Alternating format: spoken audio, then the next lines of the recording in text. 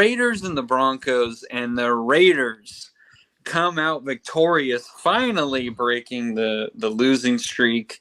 And Josh McDaniels gets his first win as the Raiders head coach. So congratulations to him. A lot of good things that happened for the Raiders. There were some negatives still. Obviously, with the Broncos, there were some positives, but also negatives as well. And we'll get into the Broncos. But let's talk about the Raiders first. Mm-hmm. I kind of came away from this game kind of thinking, okay, that was a good win, no matter what. In my opinion, beating a rival division team in this type of environment. Yes, it was in Las Vegas, but still came out on top, of course. Right. That was a big win. And a lot of teams will always tell you the first win is always the hardest. Some teams, they start 1-0, and that's great. Some teams don't. Obviously, the Raiders were one of those teams that were not starting 1-0. They started 0-3. So you're getting more and more pressure each week to, okay, you got to win, you got to win, you got to win. They finally won. Regardless of what happened with the Broncos and kind of like what's going on with them recently, I thought this was a great win, but I also did think, Cody, and I'm gonna present this question to you. Was this a better win for the Raiders, or do you think this was a worse loss for the Broncos?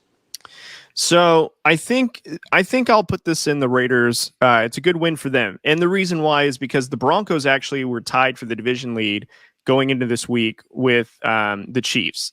And I believe they have statistically I don't know about it now, but I think statistically they had a top 5 defense coming into it. And their pass rush defense is legit. I will say in the couple of games that we've seen them, they're definitely a force to be reckoned with. And I think their offense, for some reason, it wasn't clicking. Maybe that's because Wilson didn't play hardly any preseasons. Again, it's a brand new system, a lot of young players, a lot of new pieces. But for some reason, and again, I think because the Raiders defense is still trying to figure out how to play defense, if that makes any sense, they were still, the Broncos referring to, they were actually able to move the ball. It seemed like they were able to get into sync. They were running really well. Our defense, came through when it needed to. But I will say that this is a really good win for the Raiders because, again, it's a tough defense they played against. They went against a top 5 pass rush, and they did really well. Devontae Adams went against arguably one of the young up-and-coming cornerbacks in the league right now that's been known to shut down. He had a really good game. Derek Carr found Adams throughout the game, which is what we've been hoping for. And Josh Jacobs ran the ball really well against a really stout Broncos defense. There's some things that I would have liked to see a little bit differently in terms of like the Raiders offense, but for the most part, it's exactly what it needed to be. It needed to be a run-centric offense and then let the pass plays develop as they needed. Don't really force the ball. And that's pretty much how it went through. I really feel like that it's a great win to get our confidence up. Do we have a lot to work on? 100%. But I think this is a good win for the Raiders because they didn't let a lead slip from them. They had to come back. There were times where their offense just didn't seem to move the ball. And when they made the adjustments, they stuck to those adjustments and they were able to find ways to score. Majority of the game was all field goals. We even had a fumble return for a touchdown, which really turned the momentum around for us for a little bit. And in the fourth quarter, we didn't let up and we didn't let a lead escape. I mean, don't get me wrong. The Broncos were, they were heading down the field and if it wasn't for a couple of good plays from the defense, it probably would have scored ultimately. But, it was a great team victory and it's a good confidence booster, in my opinion, for the Raiders. I agree. Listen, you kind of were bringing up the Broncos kind of struggled a lot at certain points.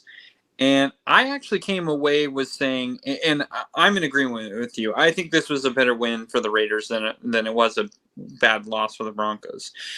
Is it a bad loss for the Broncos? Yes, because it's a divisional game and it's a rivalry. Of course, that's always a bad loss. But I didn't go away from the Broncos thinking, okay, this is a messed up team. I actually thought the Broncos played better. Could that have been the product of the Raiders defense? There's that possibility, because literally right now it seems like Max Crosby is the only one who is getting pressure on any kind of quarterback. Yeah. Chandler Jones has kind of been, and I do understand there are times where Chandler Jones is not supposed to be actually rushing the passer. He's kind of like supposed to be containing. So I understand all that. But the thing is, we're not paying this guy a ton of money, and we let go of like a Carl Nassib, who I saw on Sunday Night Football got a sack on Patrick Mahomes. We let go of Yannick Ngakoue, who's now on the Colts, who at least pressures the quarterback. So for me, Chandler Jones still having those struggles, that could be a big product of why the Broncos looked better. But overall, I thought the Broncos looked better. I thought the Broncos, Russell Wilson, honestly, I felt like he had a better deep ball in this game. He decided that he was going to run a little bit more. Javonte Williams was basically a no factor, and then he got hurt. And I've been a proponent from day one that I didn't see what everyone else was saying about Javonte Williams. I never saw what they thought, and I thought the Raiders did a great job against him. Obviously, yes, he did get hurt, but I'm talking about before. He didn't look great. Honestly, Melvin Gordon, even though he has a problem with fumbling, especially recently, I thought he was the best running back for the Broncos. So for me, I thought the Broncos did play really well. But what I think the Broncos ran into was the Raiders said, okay. And I texted you this during the game. I said, isn't it amazing that when you throw to Davante Adams in the fourth quarter, good things happen? Yeah. Who would have thought that you throw it to the best receiver in the NFL and he can make some really good plays? It's kind of like that's why you traded for him, right? Yeah, 100%. So for me, it was just insane that week 2, week 3, we forgot about Davante Adams. Week 1, we kept going to him. Yes, we ended up losing, but at least we were throwing it to him, giving him a chance. And that's kind of what my issue was going into this game, was like, why are we not making it a priority for Davante Adams to catch the football? The first game, he had 19 targets, I think it was 17 targets, excuse me. Insane number. But listen, they were really trying to show, hey, Davante Adams fits on the team. They lost to a good Chargers team, in my opinion. No issue on that loss. My issue with the other weeks was Davante Adams, we'd throw him a touchdown. We're like, okay, we're good. We finished what we needed to do with Davante Adams. Now we're going to run our offense. And it was like, oh, I forgot we had the best receiver in the game. Oh, shoot, we lost. So for me, targets and catches were a necessity. You need to get Davante Adams going. And that's what they did. 13 targets, 9 catches, 101 yards. Did he have a touchdown? No. But was he effective in the game? He absolutely was. Yes, a touchdown does help, but later in the game, when you need a first down, when you need make a shorter third down, maybe convert a fourth down conversion, Davante Adams needs to be a go-to guy. And it finally seemed like they were like, okay, he needs to be a go-to guy. I don't know why these NFL teams, and it took them 4 freaking weeks to decide, oh, maybe we should throw the ball to Adams, but they ended up doing it, and look, it worked out. And 2, you could make the argument Josh Jacobs had a phenomenal game. But the thing I noticed, too, was they didn't go away from the run game. The other 2 games as well, they went away from the run game, but they also went away from Davante Adams. That is a recipe for a disaster, which it ended up being on both of those games. So you give 28 carries to Josh Jacobs, a couple of carries to Zamir White, and then Davante Adams had 1 rush for 4 yards. Not great, but was targeted a lot and was a go-to guy. There was a 1 play, a crosser, where Davante Adams was running. It was like a 6-yard pass. It was nothing. Davante Adams catches the ball, breaks the initial tackle, gets a first down, and I'm pretty sure that was like a 2nd and 13 or something like that. Got a first down on it. And it was like a simple play, but you see the impact that he has. He's not the best receiver just because he's got great hands. He's not the best receiver in the game because he can run these good routes. He's the best receiver because he can do both, and he can also make big plays when he needs to. There was another pass where he just threw a back shoulder pass to Davante Adams, and Adams was like, yeah, I'll grab it. And he snagged it, and it was on Patrick Surtain. And I was like, that's what everyone gets for, well, I'm not going to go graphic here, but that's what everyone gets for talking up Patrick Surtain all the time, which I think he's a great corner, no question about it. But you forget how good Davante Adams is, and I think it really showed how good he was in that game. So I'm sorry I was a little long-winded on that, but I was really excited that it kind of felt like the offense was starting to get in their groove. Yeah. And one of the things, too, just to bring up real quick, you mentioned about the rushing and they didn't go away from it, which I agree. And it was a recipe for a majority of the success.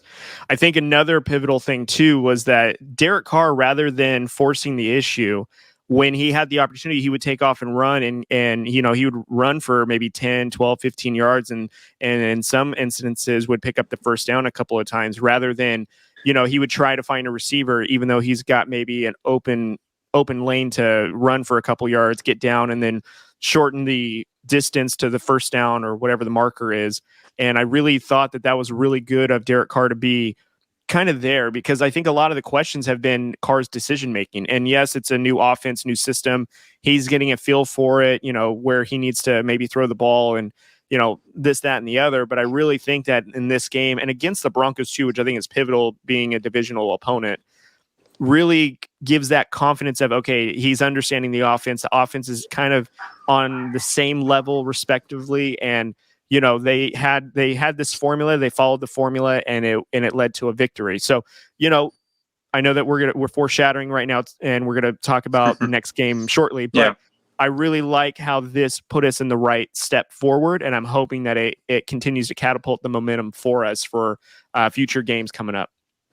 I did want to say one thing before we go into the next question, where I wanted to say this because a lot of people were calling for Josh McDaniels' head, which I understand. Listen, I get it. It looked bad. Okay. I'm not like one of these guys who was looking at it and going, well, this doesn't make sense.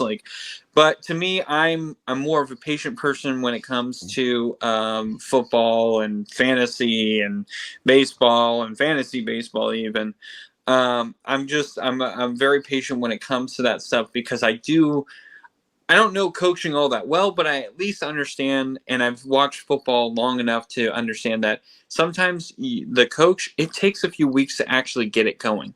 Like we're kind of seeing that with Fresno State. Mm-hmm. Jeff Tedford is a guy who has coached many years before, but he took 2 years off. He came back, and obviously he lost his top quarterback, so that hasn't helped. But you're kind of starting to see like, okay, it's taking him a little bit to kind of get rolling and really get this offense and get a hand on what he wants the offense to do. And the same token, it's the same way in the NFL. Sometimes you get head coaches who work just like that. There's no problem. It's just, let's go to work. Sometimes you get coaches, and sometimes these are the best coaches, where it takes a while, a.k.a. Pete Carroll. Pete Carroll was almost going to be fired in Seattle. Russell Wilson came, and he's been the coach ever since. Bill Belichick the same way. It was looking like if they couldn't get it done with Drew Bledsoe, he was going to be done. And all of a sudden, Drew Bledsoe gets hurt, and they were like, he's done. Like, Belichick is going to be fired after this. And Tom Brady came in and decided to be the greatest quarterback of all time, and no one saw that coming. And so sometimes it's a player, yes, but also sometimes it's just you need to get a groove. You need to have that consistency. Tom Brady was a consistency. Russell Wilson was a consistency. And I think Josh McDaniels is the same way. And I also do feel like you look at Bill Belichick over the years with the Patriots. What was the worst month for the Patriots in their whole 20-year dynasty? What was the worst month? Do you know? Probably their opening month, if I'm not mistaken. September was always the month where they lost these weird. They would lose to the Dolphins, who were like the worst team in the league at some points. They would lose to the Dolphins. They would lose to the Bills, who were really bad at the time. They lost these weird games. They would lose to like the Texans, and you're like, why are they losing? They're so much better. It was, for some reason, Belichick always did his experimenting in September. Always tried to keep a game plan going and see how it would work on certain teams. What if, hear me out, what if Josh McDaniels took that idea and took it to Las Vegas and was like, okay, let's see what we can do here. And he goes, bear with me, guys. Let's just see what happens. Did they start 0-3? Yes. But then all of a sudden we get in October and we get a win against a Broncos team where everyone was betting the Broncos, to be honest. Yeah. And everyone should have. The Broncos were a better looking team. So to me, I feel like Josh McDaniels kind of took what Bill Belichick does. September is the worst month. They were just trying to see what was going to work. Hey, what can we do with when we see a defense like this? Let's try a pass. Then let's try a run the next time. Let's see what happens if we run it up the middle. What happens if we run on the outside? What happens if we run a curl route? What happens if we run a streak? And so on and so forth. So that's what I think was really going on. Do I have film to prove it? No, I'm not. I'm not going to be that guy who's going to record the games, rewatch it, and then try and pick every little thing that I think is going to be good, because I don't have that time. I got kids. But anyway, and I'm not getting paid for this, so that's another thing. But I just feel like I really do feel like Josh McDaniels took that and ran with it here in Las Vegas. And yes, is it frustrating as a Raider fan? Yes. But as an admirer of players and coaches, this could still work. I'm actually not as panicked as I thought I would, because we're going to have a question come up later. I don't think there's a great team in the NFL right now. I really don't. And we'll get into that later because that's one of our questions. But I really don't feel like there's a great NFL team, which means the Raiders, whether it doesn't matter what the record is, as long as they still play well, they could still have a potential spot in the playoffs. And I don't think I'm going to rule that out yet.